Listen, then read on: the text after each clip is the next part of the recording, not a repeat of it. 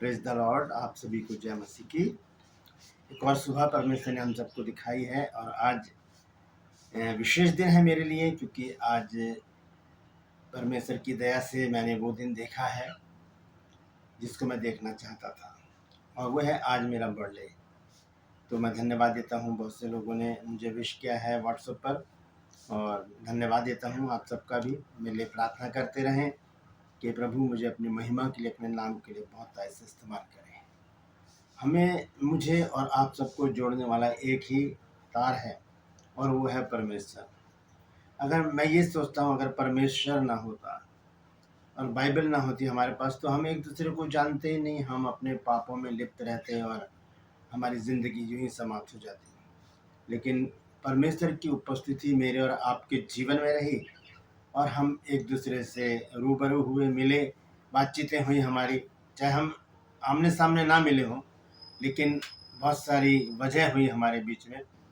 सबसे बड़ी वजह है यूट्यूब, फिर व्हाट्सएप, फेसबुक, यानी कि सोशल मीडिया ने बहुत बड़ा हाथ इसमें लगाया है हमारे बातचीत का, हमें मिलाने का। तो हम परमेश्वर को धन्यवाद देते हैं, कोटि कोटि के परमेश्वर ने सारी सुविधाएं हमको दी हैं। तो परमेश्वर एक ऐसी शख्सियत है जो दिखता नहीं है लेकिन देखता सब कुछ है। और बहुत से लोग सवाल करते हैं क्या परमेश्वर है, तो ये सवाल तो बड़ा गंभीर है, इस पर विचार करने की ज़रूरत है। लेकिन जब हम बाइबल पढ़ते हैं तो बाइबल पढ़ने वाले लोग अच्छी तरह से जानते हैं कि हाँ, एक परमेश्वर है जिसकी हम उपासना करते हैं।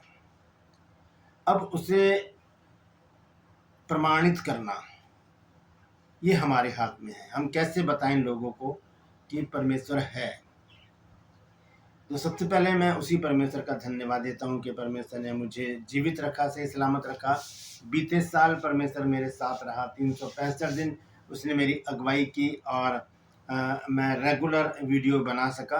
कुछ बीच में तबीयत खराब होने की वजह से या दूसरी वजहों से मैं वीडियो नहीं बना पाया, लेकिन फिर भी मेरी कोशिश रहती है कि मैं हमेशा आपके साथ संपर्क में रहूं और जो परमेश्वर वचन मुझे देता उससे मैं आपकी आत्मिक उन्नति का एक छोटा सा कारण बन जाऊं। तो वो कारण हमेशा बना रहे, इसके लिए मेरे लिए प्रार्थना कीजिए कि प्रभु मुझे दीर्घायु दे, ताकि परमेश्वर के जीवित वचन के द्वारा हम एक दूसरे से मिलते रहें। तो सवाल जो है वो खड़ा है और वो है क्या परमेश्वर है। बहुत से लोग सवाल पूछते हैं, तो इसी संदर्भ में आज का वचन भी है। तो इस वचन को आप ध्यान से सुनिएगा, और आपसे अगर कोई पूछे क्या परमेश्वर है, तो आप उसको इस वचन के द्वारा जवाब दे सकते हैं। आइए छोटी सी प्रार्थना करते हैं, फिर वचन में चलेंगे। प्रभु जी, मैं धन्यवाद देता हूँ आज की सुबह दिखाने के लिए, और विनती करता प्रभु जी आज के वचन को भी शेयर करने में मेरी मदद सहायता कर। मेरे होठों को, मेरे दिल दिमाग को छूकर ब्लेस कर। मेरी आत्मा, मेरा शरीर तेरे ही कब्जे में रहे, ताकि बोलने वाला मनुष्य नहीं बल्कि तेरा आत्मा हो। जो भी गुरु भेद की बातें आज के वचन में छिपी है वो हम पर प्रकट करना, ताकि हम उन बातों को जाने और उन्हीं के अनुसार अपने जीवन को व्यतीत करें। जितने भी लोग आज के इस वचन को देख रहे हैं, सुन रहे हैं, उन सब पर मैं तेरी आशीष बोलता हूँ। हर एक को आशीषित कर, हर एक की रोग बीमारी, चिंता परेशानी को अपने सामर्थ्य नाम के द्वारा दूर कर दे। प्रभु यीशु नासरी के नाम से मांगता हूँ, आमीन। Praise the Lord. तो आइए आज के संदेश को शुरू करने से पहले मैं आपको बता दूं, आज का सवाल है आपको बताना है कि पवित्र आत्मा के द्वारा कौन सा प्रेम हमारे मन में डाला गया है। नया नियम से यह सवाल है, तो बताइए। अगर जानते हैं तो कमेंट्स में लिख दीजिए, नहीं तो डिस्क्रिप्शन में आपके सवाल का जवाब मिल जाएगा। और हमारा जो बाइबल स्कूल है उसका 16वां बैच 14 सितंबर से स्टार्ट हो रहा है। तो अगर आप चाहते हैं तो इस नंबर पर मुझे व्हाट्सअप मैसेज करके लिखिए कि मुझे BBS कोर्स करना है, यानी बेसिक बाइबल स्टडी। 1 साल का कोर्स है और ये कॉरेस्पॉन्डेंस कोर्स है। अगर आप चाहते हैं तो ज़रूर इसमें हिस्सा लीजिए। मामूली सी फीस है और उसको भर के आप 1 साल का कोर्स कर सकते हैं और अपनी आत्मिक उन्नति कर सकते हैं इस तरह। तो देखिए आज का है वो जो वचन हम इसमें देखेंगे, सवाल है कि क्या परमेश्वर है। बहुत से लोग पूछते हैं मेरे से, कहते हैं कि पास्टर जी, उनसे भी कोई पूछता है तब वो मुझसे पूछते हैं कि किसी ने पूछा है हमसे कि जिस परमेश्वर की तुम उपासना करते हो, जिससे मानते हो, जिसके अनुयायी हो, क्या वो है भी या ऐसे ही हवा में तीर चला रहे हो। तो इसके लिए हमें बाइबल को अच्छी तरह से समझने की ज़रूरत है। पहले मैं एक दो वचन आपको पढ़ाना चाहता हूँ, और यह है भजन संहिता में। भजन संहिता जब हम पढ़ते हैं 14 अध्याय और उसका 1 पद, तो देखिए यहाँ पर क्या लिखा है। मूर्ख ने अपने मन में कहा है कि कोई परमेश्वर है ही नहीं, वे बिगड़ गए, उन्होंने घिनौने काम किए, कोई सुकर्मी नहीं। यानी कि जो ये कहता है कि कोई परमेश्वर है ही नहीं, बाइबल उसे बताती है वो मूर्ख है। और यही बात भजन संहिता 53 अध्याय के पहले पद में भी लिखी है। यहाँ तो लिखा है मूर्ख, लेकिन वहाँ लिखा है मूढ़, और दोनों बातों का एक ही अर्थ है। मूर्ख कह लें या मूढ़ कह लें, तो उसमें इसका अर्थ एक ही है, यानी कि मूर्ख। यहाँ लिखा है मूढ़ ने अपने मन में कहा है कोई परमेश्वर है ही नहीं, वे बिगड़ गए, उन्होंने कुटिलता के घिनौने काम किए, कोई सुकर्मी नहीं। एक ही बात दोनों जगह लिखी हुई है। तो यहाँ पर हम इस बात को अच्छी तरह से समझ लें, जो परमेश्वर के अस्तित्व को अस्वीकार कर देता है, जो नहीं मानता कि परमेश्वर है, वो मूर्ख है बाइबल की नज़र में। दोनों बातें दो बार लिखी है, एक बात, तो इसका मतलब उसका बहुत बड़ा महत्व है। मैं कई बार आपको बता चुका हूँ, जो बात हमारे पास दो बार आती है उसका बहुत बड़ा महत्व होता है। जैसे कि संत पौलुस ने कहा फिलिप्पियों 4:4 में कि प्रभु में सदा आनंदित रहो, मैं फिर कहता हूँ आनंदित रहो। दो बार उस पर जोर दिया गया इस बात पर, जिसका मतलब ये बहुत महत्वपूर्ण बात है, इसको करना पड़ेगा। तो ये बात भी दो बार यहाँ पर लिखी है कि मूर्ख ने अपने मन में कहा है कि कोई परमेश्वर है ही नहीं। तो इस बात के रहस्य को जानने के लिए हमें बाइबल को और गहराई से पढ़ने की ज़रूरत है। लेकिन उससे पहले मैं आपको बताना चाहता हूँ कि ये मूर्ख लोग है कौन, जो ये सोचते हैं कि परमेश्वर है ही नहीं। उसके लिए एक छोटा सा एक वचन मैं आपको पढ़ाऊंगा, वहीं पर ही आप समझ जाएंगे कि कौन लोग हैं जो कहते हैं कि परमेश्वर का अस्तित्व है ही नहीं।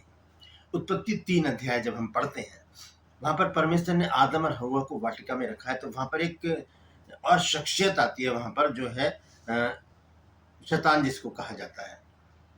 1 से 6 पद तक मैं पढ़ूंगा और आप समझ जाइएगा कि क्या मतलब है इस बात का। यहाँ लिखा है, यहोवा परमेश्वर ने जितने बनेरे पशु बनाए थे उन सब में सर्प धूर्त था। उसने स्त्री से कहा, क्या सच है कि परमेश्वर ने कहा कि तुम इस वाटिका के किसी वृक्ष का फल ना खाना। अब ये शैतान तो परमेश्वर के अस्तित्व को मान रहा है, वो कह रहा है कि परमेश्वर ने कहा है। ठीक है, शैतान मान रहा है और मनुष्य नहीं मान रहा। मनुष्य मूर्खता दिखा रहा है। वो कह रहा है कि हमने भजन संहिता में पढ़ा कि मूर्ख ने अपने मन में कहा है कोई परमेश्वर है ही नहीं, लेकिन शैतान तो मान रहा है। वो कह रहा है कि हाँ, एक परमेश्वर है जिसने आज्ञा दी है कि ये फल मत खाना। वो कहता है कि परमेश्वर ने कहा कि तुम इस वाटिका का किसी वृक्ष का फल ना खाना।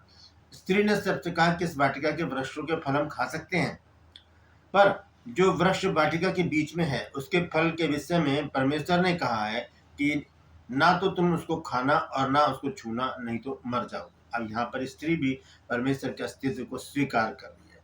लेकिन मैं आपको बताना चाहता हूँ इसी पद में, इसी जो मैं 6 आयत तक पढ़वाना चाह रहा हूँ, इसी में बताना चाहता हूँ कि कैसे यही स्त्री अभी परमेश्वर के अस्तित्व को नकार देगी, अस्वीकार कर देगी कि कोई परमेश्वर है ही नहीं। कैसे? 4 आयत में लिखा है, तब सर्प ने स्त्री से कहा, तुम निश्चय ना मरोगे, वरन परमेश्वर आप जानता है कि जिस दिन तुम उसका फल खाओगे उसी दिन तुम्हारी आंखें खुल जाएंगी और तुम भले बुरे का ज्ञान पाकर परमेश्वर के तुल्य हो जाओगे। परमेश्वर परमेश्वर परमेश्वर बोले जा रहा है। ये स्त्री भी कह रही है कि हाँ, परमेश्वर ने ऐसा कहा है। लेकिन क्या कारण है वो जहाँ पर ये स्त्री और इसका पति आदम परमेश्वर के अस्तित्व को नकार देंगे, ये मूर्खता दिखाएंगे। 6 पद में, तो जब स्त्री ने देखा कि उस वृक्ष का फल खाने में अच्छा, देखने में मन भाऊ और बुद्धि देने के लिए चाहने योग्य भी है, तब उसने उसमें से तोड़कर खाया और अपने पति को भी दिया और उसने भी खाया। यह है मूर्खता। जब हम कोई गलत काम कर रहे होते हैं, जब हम पाप कर रहे होते हैं, उस समय हम सोचते हैं कि कोई हमें नहीं देख रहा, क्योंकि परमेश्वर दिखता नहीं है, देखता सब कुछ है। परमेश्वर दिखता नहीं है, इसीलिए लोगों का विश्वास नहीं है कि कोई परमेश्वर है। और जब गुनाह करते हैं उस समय हम मूर्खता दिखाते हैं, ये सोचते हैं कि हमें कोई नहीं देख रहा, लेकिन परमेश्वर हमें उस समय देख रहा होता है। हम देखेंगे भजन संहिता 33 अध्याय की 13 और 14 आयत। यहाँ लिखा है, यहोवा स्वर्ग से दृष्टि करता है, वह सब मनुष्यों को निहारता है, अपने निवास के स्थान से वह पृथ्वी के सब रहने वालों को देखता है। तो मूर्ख ने अपने मन में क्या कहा? देखिए, वापस आते हैं 53 अध्याय में, भजन संहिता 53 की पहली आयत जब हम पढ़ते हैं तो वहां पर देखिए क्या लिखा है। मूढ़ ने अपने मन में कहा है कि कोई परमेश्वर है ही नहीं। अब ये मूढ़ कौन है इसको समझिए, ठीक है।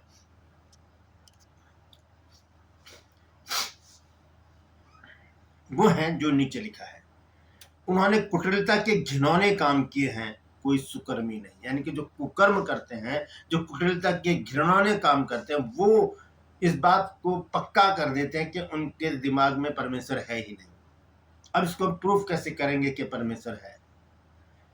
कुछ बच्चे खेल रहे थे, वो परमेश्वर की स्तुति कर रहे थे, गाना गा रहे थे प्रभु का। इतने में एक व्यक्ति वहां से गुजरा और बोला, इधर आओ, जिसकी तुम स्तुति कर रहे हो उसको देखा भी है कभी, इसे जानते हो? तो उन बच्चों ने कहा कि सर एक बात बताइए, आप बुद्धिमान हैं? तो हाँ मैं बुद्धिमान हूँ। आपने अपनी बुद्धि को देखा है? नहीं मैंने तो नहीं देखा। तो फिर आप कैसे कह सकते हैं कि आप बुद्धिमान हैं? तो जब आपने बुद्धि को नहीं देखा और आप कहते हैं कि बुद्धिमान है, तो फिर हमसे कैसे कह सकते हैं कि तुमने जिसकी उपासना कर रहे हो, जिसकी आराधना कर रहे हो, उसको तुमने देखा है? यह विश्वास बाइबल हमें बताती है कि इब्रानियों 11 अध्याय और उसके 6 पद में लिखा है कि विश्वास बिना उसे प्रसन्न करना अनहोना है, क्योंकि परमेश्वर के पास आने वाले को विश्वास करना चाहिए कि वो है और अपने खोजने वालों को प्रतिफल देता है। तो ये जो वचन है ये इस बात पर मोहर लगाता है कि परमेश्वर है। लेकिन जब हम बाइबल को खोलते हैं, जब खोलते हैं बाइबल को, तो सबसे पहली आयत उत्पत्ति 1 अध्याय और उसका 1 पद मुहर लगाता है कि एक जीवित परमेश्वर है। क्या लिखा है वहां पर? आदि में परमेश्वर ने आकाश और पृथ्वी की सृष्टि की। पहली आयत में ही पता चल जाता है हमको एक परमेश्वर है, एक परमेश्वर का अस्तित्व है जिसने सारी सृष्टि की रचना की, जिसने मुझे और आपको बनाया और अपनी महिमा के लिए हमें तैयार किया है। तो यहाँ पर पहली आयत हमें बताती है आदि में परमेश्वर ने आकाश और पृथ्वी की सृष्टि की। तो पहली आयत से ही ये प्रूफ हो जाता है कि एक परमेश्वर है, परमेश्वर का अस्तित्व है और वो हमारे जीवन में काम करता है। लेकिन वो हमारे विश्वास से ही प्रसन्न होता है कि हम विश्वास करें कि हाँ परमेश्वर है और वो अपने खोजने वालों को प्रतिफल देता है। मूढ़ लोग हैं वो जो परमेश्वर के अस्तित्व को नकार देते हैं, इनकार कर देते हैं, क्योंकि वो अपने बुरे कामों में लिप्त रहते हैं और सोचते हैं कि हमें कोई नहीं देख रहा। मैंने बताया आपको भजन संहिता 33 की 13-14 आयत में कि परमेश्वर सब मनुष्यों को देखता है, क्या कर रहे हैं क्या नहीं कर रहे। और भी बहुत सारी बातें हैं जहाँ पर लिखा है कि परमेश्वर निहारता है, देखता है, हर एक को उसके कामों के अनुसार फल देता है। तो परमेश्वर तो है, जो लोग उसको नकारते हैं वो गुनाहगार हैं, वो गुनाह में पड़े हैं, इसलिए वो सोचते हैं आदम और हव्वा की तरह कि हमें परमेश्वर नहीं देख रहा है और वो सबको उसका उनके कामों के अनुसार फल जरूर देगा। Praise the Lord. परमेश्वर इन वचनों के द्वारा हम सबको आशीष दे। यदि आज आपने कुछ नया सीखा है तो कमेंट्स में जरूर लिखिए और इस वचन को शेयर कीजिए ताकि और भी लोगों तक ये बात पहुंच सके। और कोई उनसे सवाल पूछे कि क्या परमेश्वर है जिसकी तुम उपासना करते हो, तो बता सकें। बाइबल का पहला पद हमें बता देता है कि कोई परमेश्वर है जिसकी हम उपासना करते हैं। और दूसरी बात, जो बच्चों ने उस व्यक्ति से कहा क्या आप बुद्धिमान हैं, तो बताइए आपने अपनी बुद्धि को देखा है? तो जो चीज़ दिखती नहीं है तो ज़रूरी नहीं कि उसका अस्तित्व ना हो। हम बुद्धि को नहीं देखते लेकिन उसके अस्तित्व को जानते हैं। हम हवा को नहीं देखते लेकिन उसके अस्तित्व को हम जानते हैं कि हवा है जो हमें जीवन देती है। परमेश्वर हमें दिखता नहीं, हमें उसके अस्तित्व को स्वीकार करके उसकी उपासना में लगे रहना है। Praise the Lord. परमेश्वर आप सबको आशीष दे।